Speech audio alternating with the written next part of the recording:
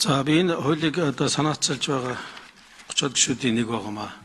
Тэгээ яг ер нь нийт олон нийтэд бас ойлгомжтой болох үднээс нь бас сайн зэрэг гишүүн бас энэ ялангуяа энэ байр дөнгөж одоо дуусаагүй барилгын гэрчлэгээ аваад захиалга авж байгаа үед иргэд одоо юун дээр анхаарах хэрэгтэй вэ гэдэг дээр нэлээд дистралын сайн дэлгэрэнгүй тайлбарлаж өгөөч гэж бодож байгаа. Яагаад тэгэхээр сая Номжим гишүүн өргөдлийн байнгын орон дээр бол яг энэ орон сууцны захиалгаас хохирсон иргэдийн асуудал дээр бас нэлээд ажлууд хийгээд уулзлууд хийгээд энэ асуудлуудыг яаж шийдэх вэ маш олон хэлэлцүүлэг зохион байгуулсан шүү дээ. За тэгээд тэрэн дээр харж байхад бол бүр ингээд ямар ч одоо барилгын зөвшөөрөл байхгүй барилга дээр хүртэл захиалга авсан тохиолдол гарсан. За нөгөө нэг хэсэг гомдол нь юу вэ гэхээр нөгөө барилгын компани дуусаагүй барилгын гэрчлэгээ банк санхүүгийн байгууллагууд барьцаалчихдаг. Нөгөө хүний захиалсан байр нь барьцаалаас гардаггүй. Тэрнээс болоод нөгөө хүн гэрчлэгийг авч чадахгүй ингээд олон жилээр хохирдог ийм асуудлууд гараад байгаа байхгүй. Тэгэхээр одоо зүгээр яг энэ одоо хуулийн төсөлтөөр бол ялангуяа нотариаттай холбоотой хуулийн асуудал ерөөсөө хөндөгдөөгүй байгаа. Тэгэхээр яагаад хөндөгдөөгүй? Ихэнх одоо барилгын компаниуд захиалга авахдаа бол заавал нотариатаар очиж давхар баталгаажуулаад ингээд явж байгаа шүү дээ. Тэгэхээр энэ процессыг нэг яг иргэдэд ойлгомжтой байдлаас нэг сайхан тайлбарлаад өгөөч гэж хүсэж байна. Ер нь бол одоо нотариатууд бол бас мэдээлэл нийлүүлэгч болцсон. Тэгээ энэ мэдээлэл нийлүүлэгчийн хүрээнд үйл хөдлөх хөрөнгөтэй холбоотой энэ транзакшнуудыг давхар гэрээ байгуулахгүй анхны тэр яг зохицч буюу талуудын хооронд байгуулж байгаа энэ гэрээнүүдийг илгээх байдлаар явчихж байгаа. Хуучин бол нөгөө гэрээний үнийн дүнг 2 янзаар ч юм уу 3 янзаар ягаад нэгийг татварт өгдөг, нэгийг бүртгэлд өгдөг ийм гэрээнүүд байсан учраас нотариатуудыг одоо мэдээлэл нийлүүлэгчээр ороод ирэхээр давхар гэрээ байгуулах боломжгүй болоод яг л одоо бодиттой гэрээгээ улсын бүртгэлд өгөхөөсөөр аргагүй болсон. Энэ нь бол одоо ингээд иргэдийнхэн бас талын эрх ашигыг хамгаалж байгаа ийм зүйл болсон юм аа. Тийм учраас бас нотариатын хууль хөндөгдөөгүй. За гэхдээ хууль зүйн дотоод хэргийн яам дээр явж байгаа юугаар нотариатууд бүр ингээд онлайнаар цаашдаа ажиллах тэр болцоо бүрдүүлэхээр хуулийн төсөл явж байгаа юм байлээ. Тун удахгүй энэ бас орж ирээ хиж бүрнээр орж ирж байгаа учраас энэ дээр одоо тодорхой хэсгийг барьж аваач юм уу хөндөх шаардлагагүй юм байна гэж одоо үзсэн.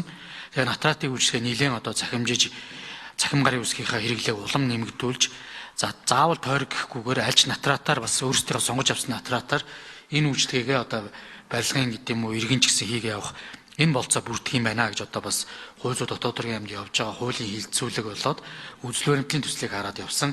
Энэ бас удахгүй орж ирэх юм байна гэж ойлгосон. За хоёрдугаартаа бас соронзон болдог шүү маань яг л зөв асуудал та. Би барилгын компаниудын бас үйл ажиллагаа тэр чигт нь одоо юу гэдэг хязгаарлахыг хүсээгүй. Аль болохоор одоо нийтийн зорилттой орон сууц барьж байгаа бол заавал одоо бүртгүүлж иж дуусаагүй барилгын гэрчлэгээ авч иж иргэдээс захиалга аваарай. Макет үзүүлж ч юм уу элдв одоо газрын эрхийн зөрчилтөө халуун дулаанаар хангах техникийн өсөл нь гараагүй байж байгаа иргэдээс ерөөс захиалга авч болохгүй гэдэг байдлаар хандаж энэ хязгаарлалтыг хийж өгч байгаа. Ингээд явж байгаа нь бас энэ салбар дээр яг хууль ёсны дагуу явж байгаа бас барилгын компаниудынхаа бас хамгаалах, нэр хүндийг хамгаалах бас нэг зорилго байгаа. Хоёрдугаарт урьдчилан аяыг олгодоод ингээд явах юм бол иргэд ч гэсэн бас санаа амар байж болно. Техникийн бол халуун дулаан хангах юм байна гэж нэг өсөндө баталгаа өгж байгаа учраас урьдчилан аяыг олгож байгаа гэж үсэг. За энэ үрээндээ магадгүй зүгээр түрүүн жишээгэлээрээ нэг айлын нэг орцтой 20 айлын орон сууц байлаа гэхэд 5 дээр нь захиалга авчвал тэр 5-ыг ерөөсө банкны процент тавьж болохгүй л гэсэн үг. Ингээд иргэд одоо хохироод иж болохгүй 15% бол мэдээж барилгын компани одоо захиалга процент одоо тавиад мөнгөө босгож болно. За тэр 15 дээр нь хожим нь иргэдээс захиалга авах юм бол иргэд маань нягтлаад үзэх байхгүй. За банкны процент ийм хэмжээнд байгаа юм байна. Миний нэхэмжлийн шаардлага банкны дараагаар орж ирж байгаа юм байна. Тэгээ энийг гэрээ контракт дээр бас илүү их тодруулж тусах тэр мэдээллийг нь л одоо иргэдэд өгөх гээд байна гэсэн үг. Эрсдлээ тооцох гээд байна гэсэн үг. Тэгэхээр ийм болцоог нь бол олгож байгаамаа. Тэгээд иргэд анханасаа гэрээ явуулаад төлбөрийн дараалал буюу тодорхой мөнгүүдээ өгнө гэчээд байхад тэр одоо 5 орон сууцын жишээ нь дахин банкч байт юм уу одоо альва санхүүгийн одоо зээл авах үднэс гэдэг юм уу процент тавьж болохгүй.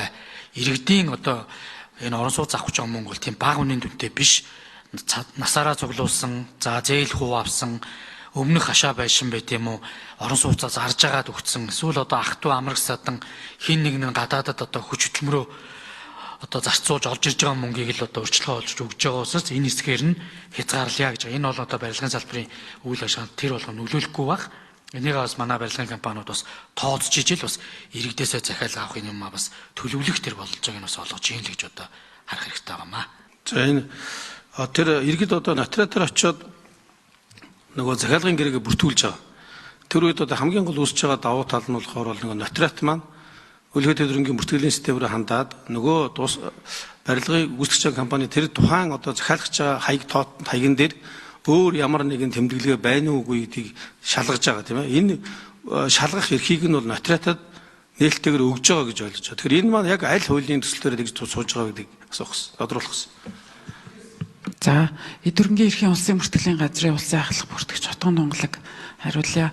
Нотратын процесс нь болохоор одоо яг мэдээлэл зуучлах хүрээнд явж байгаа. Улсын мөртгөлийн эдгэрэнгийн эрхийн улсын мөртгөлийн тухай хуулийн дагуу нотраач мэдээлэл нийлүүлнэ гэсний дагуу нотрат дээр хийж байгаа гэрээ хэлцлийг улсын мөртгөлийн мэдээллийн санд нийлүүлээд тэрнийг нь үндэслээд манах мөртгөлийг нөхтлөө явж байгаа. Би нэг хэдэн үг хэлээд энэ хуулийг би өөрөө зурж, дэмжиж, санаачилсаж явж байгаа. Тэм учраас би өөрөө дэмжиж байгаа. Зөвхөн энэ дээр нэг хэдэн санаа хэлчмээр байна.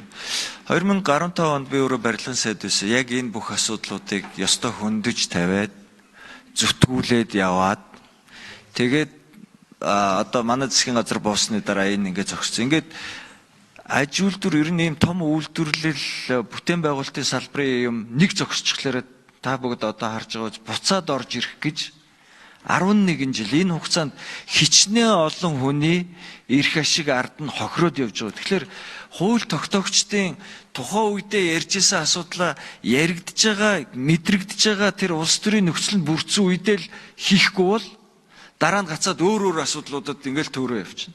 Уг нь энэ асуудлыг салбар нь өөрөө оруулж ирэх хэрэгтэй байхгүй.